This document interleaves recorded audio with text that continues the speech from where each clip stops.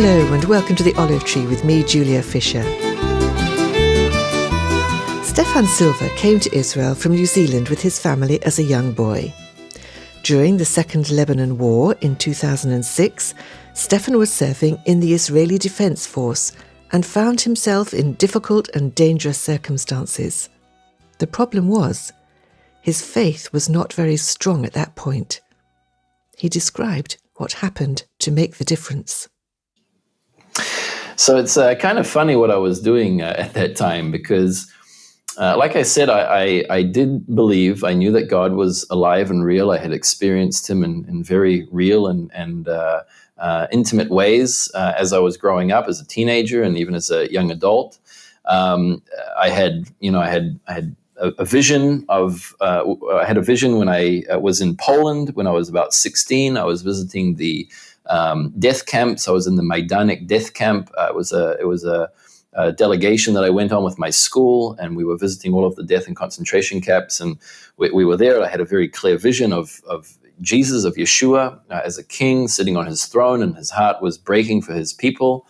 He was kind of half falling off his throne, and he was grabbing his chest with one of his hands like he was having a heart attack or a very severe chest pain.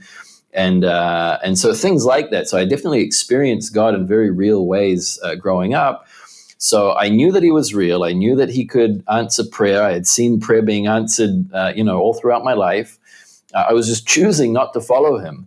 And so I was kind of praying to God during that time in a very audacious way, I should say. And saying, God, I know that you're real, and I want you to please protect me and protect my soldiers. I had about 100 soldiers under my command at the time. They were scattered all over various areas of southern Lebanon. Protect me, protect my soldiers, and bring me through this war. And then after that, then leave me alone. I can continue with my life, and I can go on and do what I want to do. And I was actually specifically praying that he would make us invisible. And that's because the vehicles that we were using in southern Lebanon, that the vehicles that the Combat Engineering Corps uses, are very large APC type vehicles. Basically, it's like a tank without the turret, without the big cannon on top. Mm-hmm. And so these things weigh about 40 or 50 tons. They have 12-cylinder turbo diesel engines in them, big metal tracks. They kick up a lot of dust. They blow out a lot of smoke. They make a lot of noise. They're not very agile.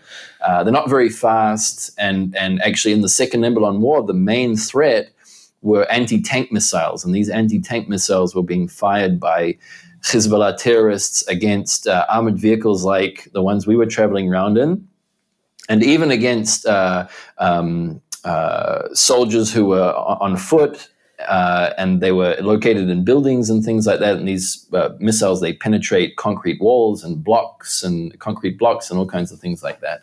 And so I was specifically praying that God would make me and my soldiers invisible, that he would just make us invisible as we were, moving around various locations in southern Lebanon in the middle of all this fighting. And it was about halfway through the war that my battalion commander had been, he hurt himself. He had actually fallen over and he hurt his back and he had to be replaced. And so there was a brief ceremony for his transition and to receive the new battalion commander.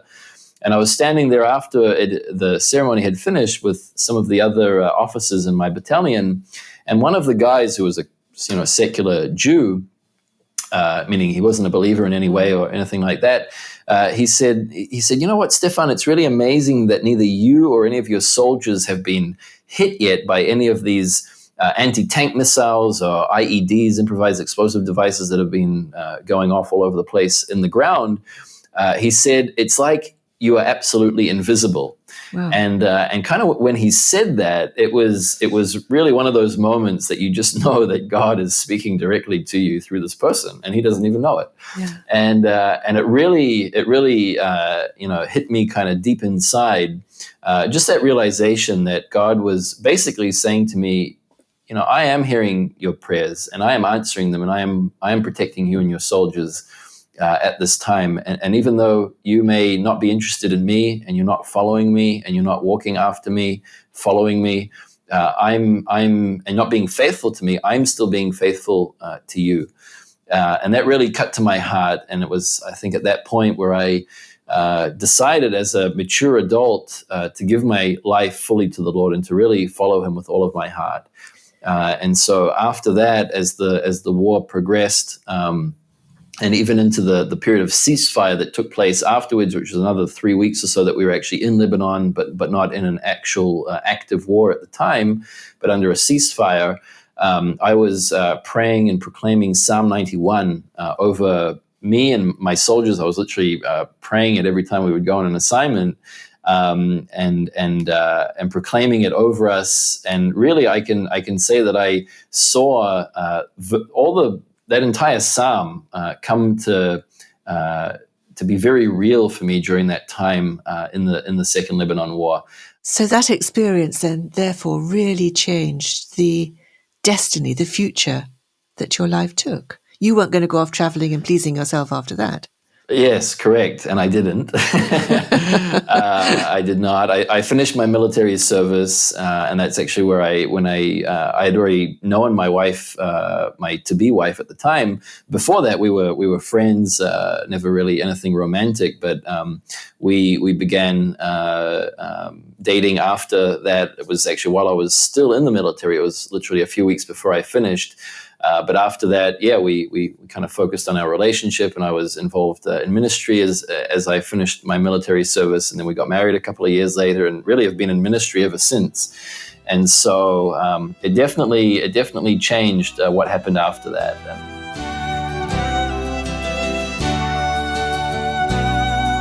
So let's talk about what you're doing now. As you married Karen, you've got three daughters living in Haifa. You're the pastor of a Messianic congregation in Haifa. Tell me about it. How did it start?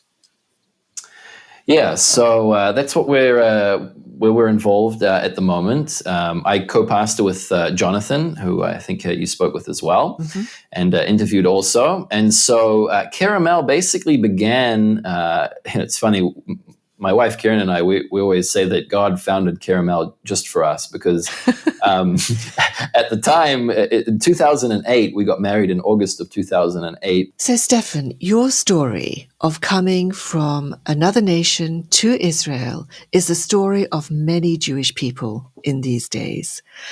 How do you equate your story with the prophecies in the Bible of the Jews returning? What is God doing? What is he going to do? What are you anticipating? Yeah, so I mean, that's something that is very interesting for our family, because God is definitely in the process of bringing the Jewish people back to the land of Israel and restoring and rebuilding the land of Israel to be the head of the nations, I believe, in preparation for the Lord's return, for him to come and return, not to London and not to Auckland and not to Paris or New York, but to Jerusalem.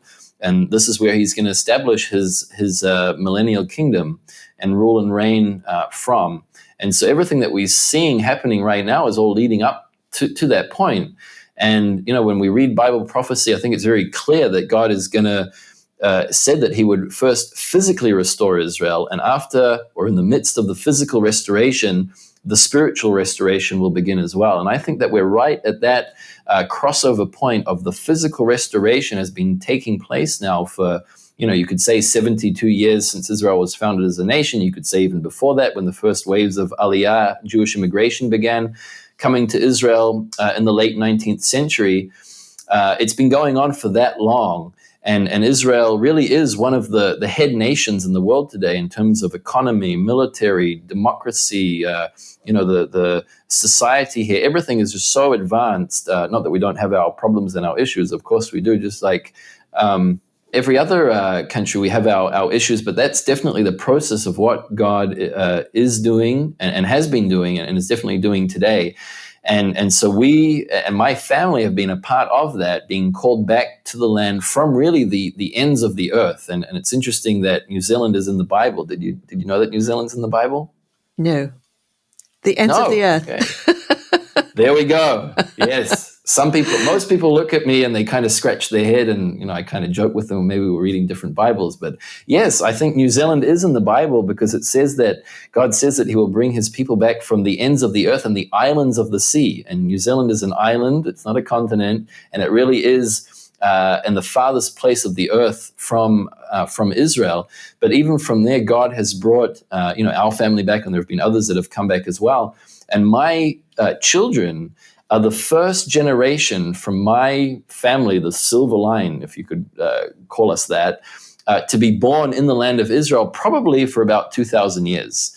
And so that's something that obviously is similar for most of the families that have returned home in the past 50, 60, 70 years, first generations coming back and being born here in the land. And that's all leading up to this point in time that we are all looking towards and working towards and are very excited about, when God is really going to begin outpouring or pouring out His Spirit here in the land of Israel in a very special way, and we really are going to see many, many people coming to faith. And so I think that's really where we are now. That's what's been happening, and that's how everything is kind of linking together. And we don't know what's going to happen in the future.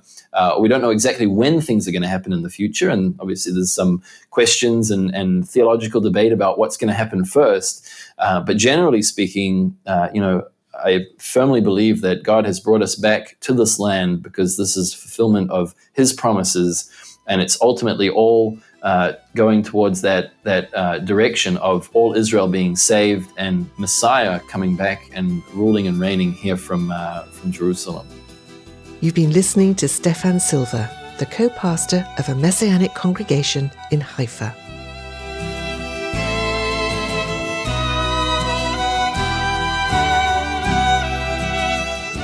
The Olive Tree Reconciliation Fund is a Christian charity based in the UK that supports the needs of both Jewish believers and Arab or Palestinian Christians living in Israel and the wider Middle East.